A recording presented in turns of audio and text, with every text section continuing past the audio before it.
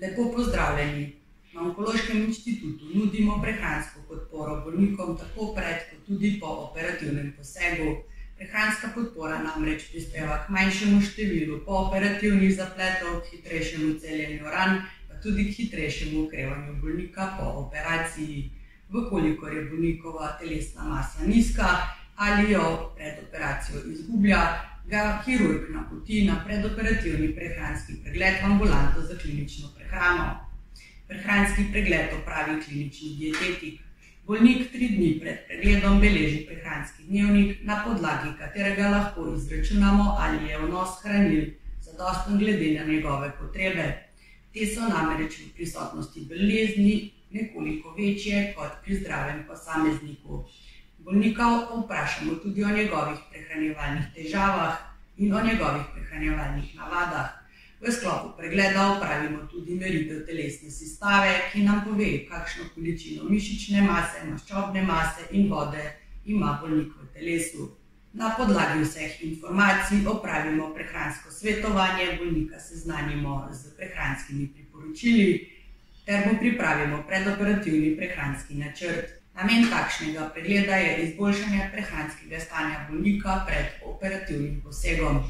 Prav takšen prehranski pregled opravimo tudi takoj po premestitvi bolnika iz enote za intenzivno terapijo na navaden kirurški oddelek. Bolnik prejme navodila o primernem vnosu hrane in tekočine. Vkolikor ni prisotnih pooperativnih zapletov, lahko bolnik trdo hrano, kot sta na primer kruh ali prepečenec, uživa že prvi dan po operaciji.